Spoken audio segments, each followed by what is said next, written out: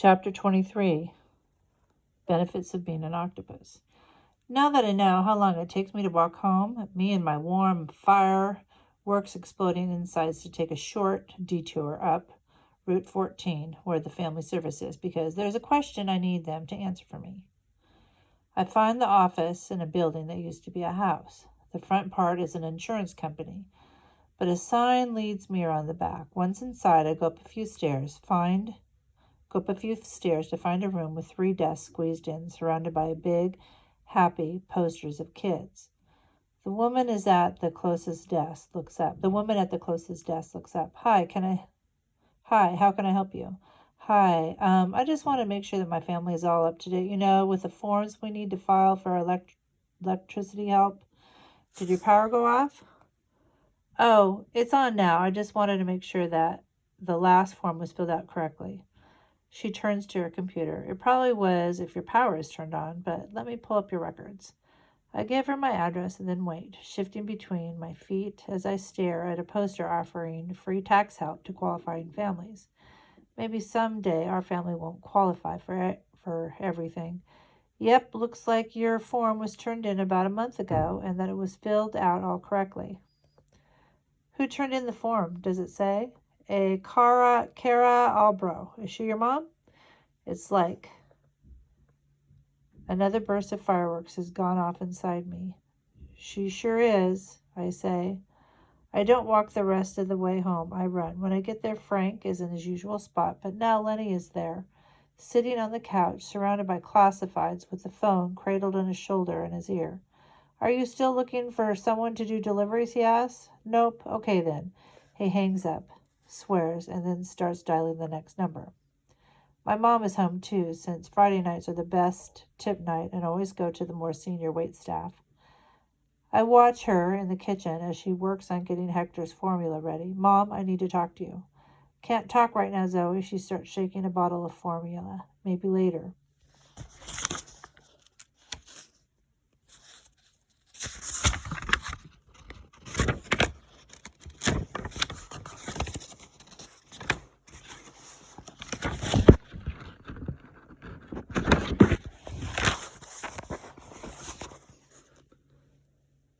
Lenny stands up to announce he's leaving to go fill out an application for a maintenance late shift at the hospital. Good luck, sweetheart, my mom calls after him. I hand my mom the nipple for the bottle that she's looking for. We need to talk now, Mom. She tests out the temperature of the formula on the back of her hand, and then she goes over to scoop up Hector from his exerciser. She thinks she can ignore me, but I'm not going to let her. Here, I say, picking up a bottle from the counter. Let me feed Hector. She squints at me, and then she releases him to my outstretched arms. I cradle Hector in one arm and give him the bottle with the other, just like my mom does. Now, I say, we can talk in your bedroom or we can do it right here. I gesture to the back of Frank's balding head. But we need to talk. My mom glares at me. I told you no. But this isn't just about you, I say, raising my voice. This is about me, too, and Bryce, and Aurora, and Hector.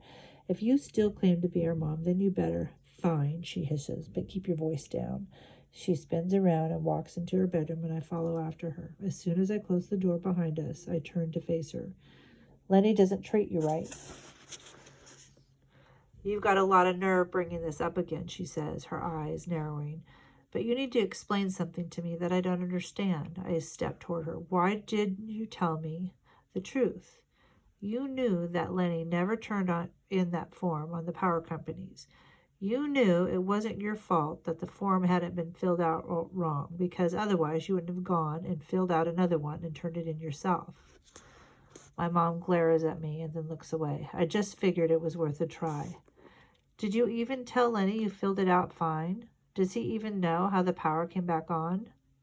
The main thing is that we have power. But it's not fair that he blamed you for that. And now he's blaming you for why he lost his job. It's not fair.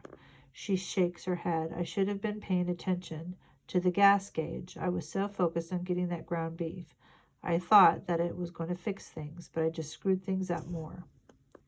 This is where I need to come up with my rebuttal, but not by discrediting my opponent. I need to do the opposite. Mom, you didn't.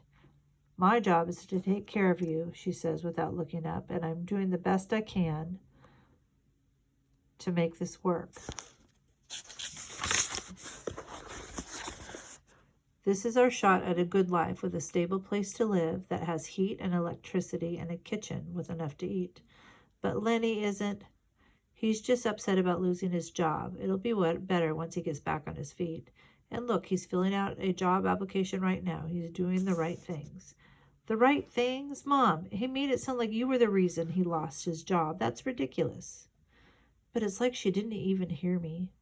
I shouldn't have cried. That always makes things worse. I just need to make sure I'm thinking through things first so I don't screw up like I did with the gas tank. And make sure that I'm thinking clearly at the grocery store and to do a better job of. Suddenly, I see my old mom, the waitressy mom, thinking, planning every little detail, except that this time the customer she's been waiting on is sending back pizza after pizza and blaming her for it every time. She's doing everything she can to go figure out some way to get to the next pizza, right? And if you're just watching that from the other side of the room, all you see is one incompetent waitress. When it's really the customer that's the problem. Mom, we can't live with him anymore. You can't be serious. We can find someplace. We did before, right? With 4 kids now and no security deposit saved up and no car of our own. And don't forget that I wouldn't even have my job if it wasn't for Lenny. Restaurants don't hire waitresses who are missing teeth. So just because he bought you a new set of teeth, he owns you now? She looks away, and I realize that's what my mom really thinks. Yes, he does. Mom, whatever you owed for your teeth has been paid off for a long time. She shakes her head. Not when I keep making mistakes all the time. No matter how good a person's rebuttals are, nothing matters to the person if the person is living in a whole different reality. It's Lenny who I need to discredit, who needs to be held up so my mom can see how he really is. But Mom, don't you get it? It's not you making mistakes. It's not you at all. It's him. He's the one who didn't turn in the form. He's the one who yelled at one of the old folks and got himself fired. He's the reason Bryce is having nightmares every night. It's him. She looks at me like she's really hearing me for the first time. It's not you, Mom. I repeat quieter this time. It's him. My mom sinks down onto the edge of the bed. Her mouth is slightly open and her eyes are fixed straight ahead. Every night?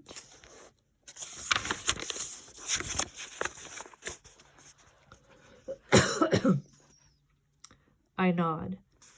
She shakes her head. Finally, she murmurs, he should get another chance. Are you serious? Instead of automatically giving up and going back to the broken toilet apartment, instead of giving up on my kids having a father figure, instead of giving up on having a boyfriend who can hold a job and tells me that my cooking smells good, yeah, he gets another shot. Mom, Bryce is starting to talk the same way as Lenny.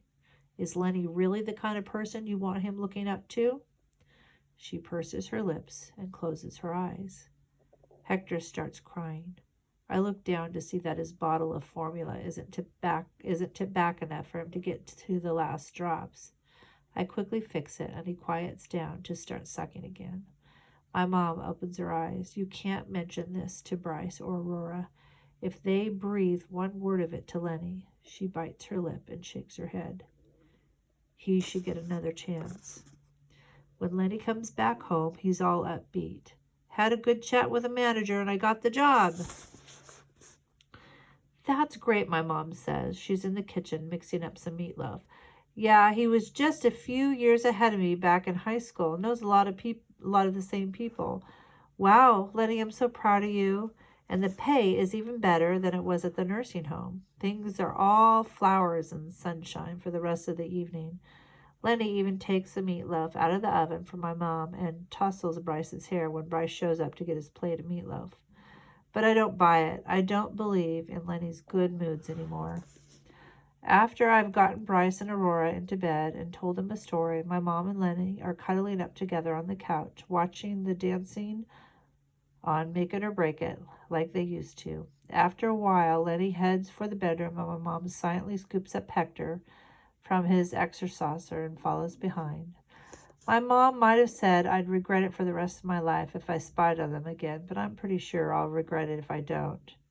Frank is fiddling with a cigarette on his recliner during a commercial break, which is enough for me to start across the main room, crawling so that there's no chance he'll notice me. With my octopus eye in position, I look into their bedroom. My mom is changing Hector's diaper while a still upbeat Lenny is pacing around, twirling a sock in his hand. This is going to be great. I can't believe it's even more money than before. You should have to switch your hours at the pizza pit, of course, she says. I won't be able to eat during the shift at the hospital like I could at the nursing home, so I'm going to need to have a better dinner ready for me when I get home. My mom looks up with a start. But I can't just shift hours like that. Connor's been doing the lunch shift forever, and he can't change those hours because he works night at the brewery. And Ricky wouldn't let me switch things anyway. If I say I can't work nights, then he'll say I don't need to come back. Lenny plops down on the bed, lifts up his feet, and starts cleaning between his toes. Well, you could just find another job. One where you don't have to deal with that Connor always poking his nose into our business. My mom stretches the Velcro on our new diaper into place. Are you serious? Look, I'm not the one getting all worked up here, Lenny says. You just need to go with the flow a little. I mean, it's just a job. It's my job. He shrugs. Like I said, just a job. But considering the mess you've put us in, you better get your head screwed on straight soon. He finally looks up from his toes. Now, where's that expensive smile of yours? My mom doesn't smile. She doesn't even look up. She's managing to stuff Hector into his pajamas. The one by one, she's snapping them up. Snap, snap, snap.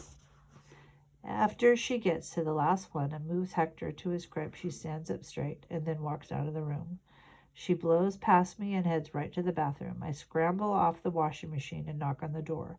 Mom, I whisper, it's me. Without waiting for an answer, I slip inside the door and shut it behind me. My mom is sitting on the floor against the wall, her head buried in her knees. I told you you'd regret it if you spied on us again, she says. You shouldn't see me like this. I don't say anything. I just slide down next to her. I don't know what to do, she whispers. I always thought I just had to explain myself better, that if I could do that, he'd understand. She looks up, tears streaming down her face. But I don't think it matters what I say. I don't think he cares one bit about understanding me. I don't think he does either, I say. I stare at Lenny's perfectly lined up shaving items, his shaving brush, his tub of shaving cream, his lather bowl, his razor, always lined up by size, with the handle of the razor perfectly parallel to the wall. And I know that you said that he doesn't hit you, but that doesn't matter. He's still making sure that you're scared. My mom reaches for a towel and wipes her face. I picture Fuchsia with the lines of eye makeup running down her cheeks. There are too many people hiding in bathrooms. It was Fuchsia, I blurt out. My mom turns to me. What was? What are you talking about? The shots that were fired in the parking lot? That was Crystal's new boyfriend trying to scare Fuchsia. Oh, Fuchsia. My mom closes her eyes and buries her face back in the towel. When she emerges again, she takes a deep breath. That whole family is in trouble. I eye the rest of Lenny's perfectly folded bath towels, but not us, right? She stands up and tries to put the towel back the way he had it. What are you going to do about Lenny? I asked. She shakes her head. I can't lose my job. What if we were able to find our own apartment? I whisper. I told you I don't have enough money to pay a security deposit. But what if we just tried? She bows her head and closes her eyes. He can't know. I don't take my eyes from his perfectly square towels. We won't let him find out.